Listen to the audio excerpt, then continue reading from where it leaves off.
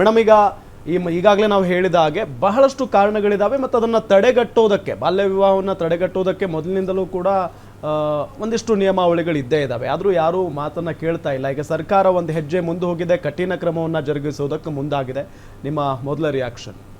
Sir, ಕಠಿಣ ಕ್ರಮ ಮುಂದೊಡ್ದಿದೆ ಅಂತ ನೀವು ಹೇಳ್ತಿದ್ದೀರಾ ಸರ್ಕಾರಕ್ಕೆ. ಸರ್, ಇದು ಸರ್ಕಾರದ್ದೇ ಕೆಲಸ ಅಲ್ವಲ್ಲ ಸರ್.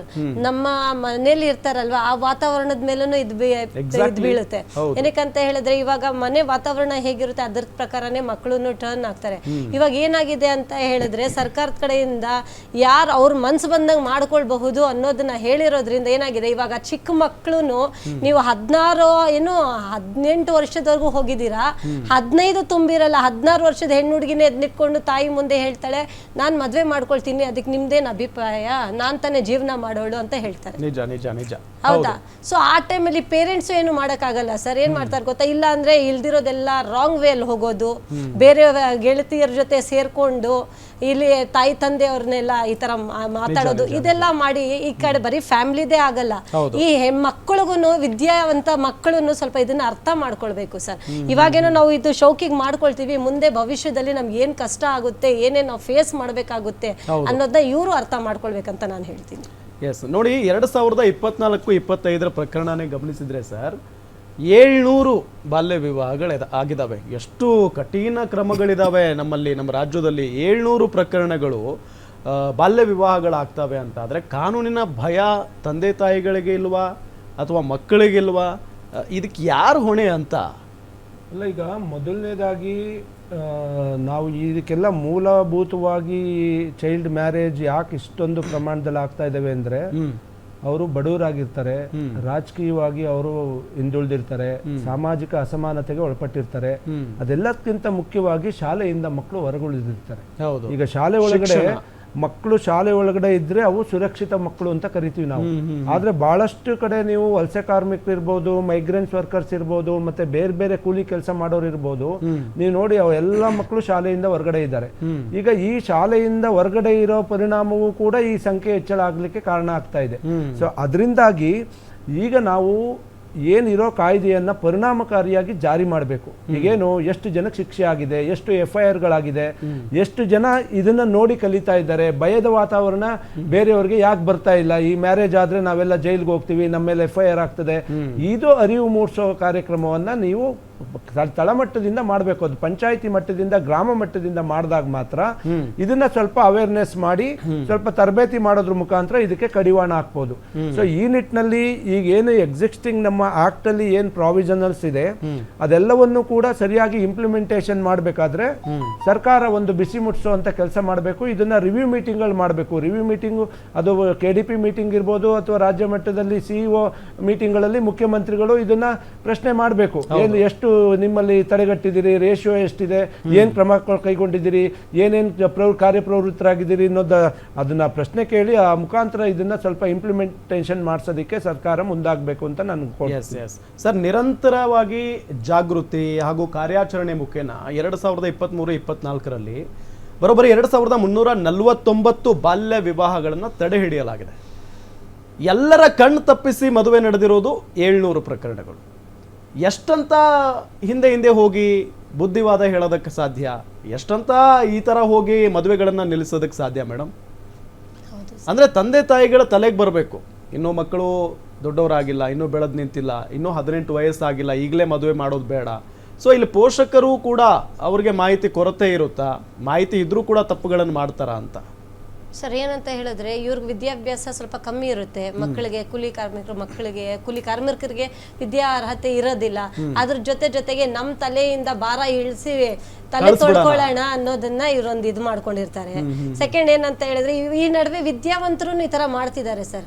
ಏನಕ್ಕಂದ್ರೆ ನಮ್ ಕೈಯಿಂದ ನನ್ನ ಮಗು ಆಚೆ ಹೋಗಕ್ಕಿಂತ ಮುಂಚೆ ನಾವ್ ಯಾರಿಗಾದ್ರೂ ಕೈ ಕೊಟ್ಬಿಡೋಣ ಅನ್ನೋದನ್ನ ಇದು ಮಾಡ್ತಾರೆ.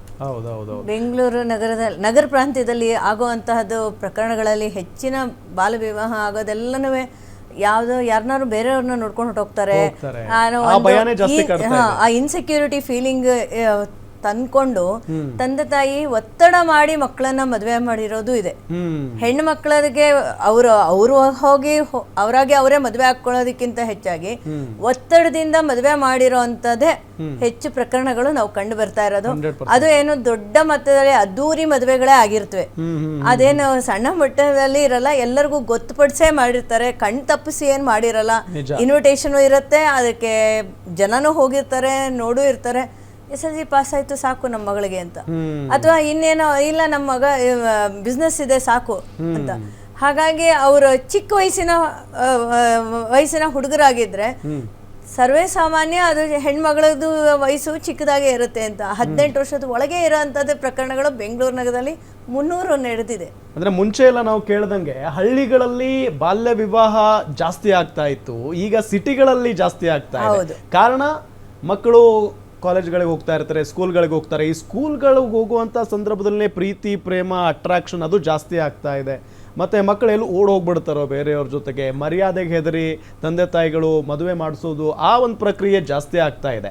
ಅದನ್ನು ಕೇಳೋದಕ್ಕಂತ ಹೋದಂಥ ಸಂದರ್ಭದಲ್ಲಿ ತಂದೆ ತಾಯಿಗಳು ಹೇಳ್ತಾರೆ, ನಮ್ಮ ಮಕ್ಕಳು ಎಲ್ಲಾದರೂ ಓಡೋದ್ರೆ ನೀವು ತಂದು ಕೊಡ್ತೀರಾ ಅವ್ರನ್ನ, ನಮ್ಮ ಮನೆ ಮರ್ಯಾದೆ ನೀವು ತರ್ತೀರಾ ಅಂತ ಕೇಳೋ ಪರಿಸ್ಥಿತಿ ಅಲ್ಲ. ಅದಕ್ಕಿಂತ ಹೆಚ್ಚಾಗಿ ನಮ್ಮ ಮಕ್ಕಳಿಗೆ ರಕ್ಷಣೆ ಕೊಡೋರು ಯಾರು, ನೀವು ಬರ್ತೀರಾ ಯಾವಾಗ್ಲೂ ಸದಾಕಲ್ಲ ಅಂತ. ಈಗ ಹುಟ್ಟಿರೋ ಅಂತ ಪ್ರಶ್ನೆ ಅದೇನೇ ಜಾಸ್ತಿ ಇರೋದು, ಸತ್ಯ ಅದು. ಬೇರೆದೆಲ್ಲ ನೀವು ಹೇಳೋದ್ರಲ್ಲಿ ಹೆಣ್ಮಕ್ಳಾಗಲಿ ಸಮಾನತೆಯಾಗಿ ಓದ್ತಾ ಇರ್ತಾರೆ, ವಿದ್ಯಾಭ್ಯಾಸ ಮಾಡ್ತಿರ್ತಾರೆ, ಅವರೆಲ್ಲರೂ ಸ್ವಾವಲಂಬಿಗಳೇ ಆಗಿ ದುಡಿಯೋಕ್ಕೂ ಬಂದಿರ್ತಾರೆ, ದುಡಿಯೋ ಮಹಿಳೆನೂ ಆಗಿರ್ತಾಳೆ. ಆದರೆ ಅದಕ್ಕೆಲ್ಲದಕ್ಕೂ ಸುರಕ್ಷತೆ ಅನ್ನೋದೊಂದು ಬಹಳ ಅತಿ ಮುಖ್ಯವಾಗಿ ಕಾಡ್ತಾ ಇರುವಂತ ಭಯ ತಂದೆ ತಾಯಿಗಳಲ್ಲಿ, ಅಭದ್ರತೆ. ಇದ್ರ ಜೊತೆಗೆ ಬಹಳ ಒಂದು ವಿಪರ್ಯಾಸ ಏನಂತ ಹೇಳಿದ್ರೆ, ಈಗ ನಾವೊಂದಷ್ಟು ಈ ಬುಡಕಟ್ಟು ಸಮುದಾಯಗಳು ಮತ್ತೆ ಹಾಡಿಗಳಲ್ಲಿ ವಾಸ ಮಾಡೋ ಸಮುದಾಯಗಳದ್ದು ಒಂದು ಸ್ವಲ್ಪ ಅಧ್ಯಯನಗಳು ಮಾಡಿದೀವಿ. ಈಗ ಅವರ ಕಮ್ಯುನಿಟಿಗಳಲ್ಲಿ ಹೆಂಗಿದೆ ಅಂದ್ರೆ, ಅವರ ಜಾತಿಯವ್ರನ್ನ ಬಿಟ್ಟು ಬೇರೆ ಯಾರು ಕೂಡ ಆ ಹೆಣ್ಮಕ್ಳನ್ನ ಮದುವೆ ಆಗ್ಬಾರ್ದು. ಈಗ ಉದಾಹರಣೆಗೆ ಒಂದ್ ಹುಡುಗಿ 14ನೇ ವಯಸ್ಸಿಗೋ 15ನೇ ವಯಸ್ಸಿಗೋ ಬೇರೆ ಸಮುದಾಯದ ಜಾತಿಯ ಹುಡುಗನ ಕಣ್ಣು ಬೀಳ್ತದೆ ಅಂತ ಗೊತ್ತಾದ ತಕ್ಷಣ ಈ ಫ್ಯಾಮಿಲಿಯವರೇ ಸೇರಿಸಿ ಆ ಮಗುನ ಮದುವೆ ಮಾಡಿಬಿಡ್ತಾರೆ. ಯಾವುದೇ ಕಾರಣಕ್ಕೂ ಅವರು ಅನ್ಯ ಜಾತಿಯ ಅನ್ಯ ಕೋಮಿನವ್ರನ್ನ ಮದುವೆ ಮಾಡಕ್ಕೆ ಸಂಪ್ರದಾಯ ಒಪ್ಪಲ್ಲ. ಇದಕ್ಕೆ ಉದಾಹರಣೆ, ಈಗ ಒಂದು ಅಕ್ಕಿಪಿಕ್ಕಿ ಜನಾಂಗ ಇದೆ ಅಂತ ಇಟ್ಕೊಳ್ಳಿ, ಆ ಜಾತಿನಲ್ಲಿ ಏನಾದ್ರೂ ಸ್ವಲ್ಪ ಆ ಹೆಣ್ಮಗಳು ದಾರಿ ತಪ್ತಾ ಇದ್ದಾಳೆ, ಯಾರೋ ಹುಡುಗನ ಜೊತೆ ಕಾಂಟ್ಯಾಕ್ಟ್ ಮಾಡ್ತಿದ್ದಾಳೆ ಅಂತ ಗೊತ್ತಾದ್ರೆ ಆ ಪೇರೆಂಟ್ಸ್ ಸೇರಿ ಯಾರಿಗಾರೋ ಒಬ್ರಿಗೆ ಬಾಲ್ಯ ವಿವಾಹ ಮಾಡಿ, ಅವರೇ ಪೋಷಕರೇ ನಿಂತ್ಕೊಂಡು ಬಾಲ್ಯ ವಿವಾಹ ಮಾಡಿ ಕೇಸನ್ನ ಕ್ಲೋಸ್ ಮಾಡುವಂತ ಪ್ರಕರಣಗಳು ಕೂಡ ಇದಾವೆ. ಇದು ಕೂಡ ಬಹಳ ಡ್ಯಾಮೇಜಿಂಗ್. ಈ ಅಂಕಿ ಅಂಶಗಳನ್ನ ನೋಡಿದ್ರೆ ಈ ಸಂಖ್ಯೆನೂ ಕೂಡ ಬಹಳ ಪ್ರಮಾಣದಲ್ಲಿ ಪೋಷಕರೇ ಮುಂದೆ ನಿಂತು ಮಾಡುವಂತ ಪ್ರಕರಣಗಳು, ಜಾತಿ ಬಹಳ ಪ್ರಮುಖವಾಗಿ ಇಲ್ಲಿ ಪಾತ್ರ ವಹಿಸುತ್ತೆ ಇಂಥ ಪ್ರಕರಣಗಳಲ್ಲಿ. ಸೊ ಮೊನ್ನೆ ನೋಡಿದೆ ಒಂದು ಫಾರ್ ಎಕ್ಸಾಂಪಲ್, ಮೊನ್ನೆ ದಾವಣಗೆರೆ ಜಿಲ್ಲೆಯಲ್ಲಿ ಒಂದು ಹಿಂಗೆ ಆಯ್ತು. ಸೋದರ ಮಾವನಿಗೆನೆ ಇನ್ನೂ ಪಾಪ ಅಪ್ರಾಪ್ತೆಯ ಬಾಲಕಿ, ಅವಳನ್ನ ಮದುವೆ ಮಾಡಿಕೊಡೋದಕ್ಕೆ ಮುಂದಾಗಿರ್ತಾರೆ ತಂದೆ ತಾಯಿ ಇಬ್ರು ಕೂಡ ಚಿತ್ರದುರ್ಗದಲ್ಲಿ.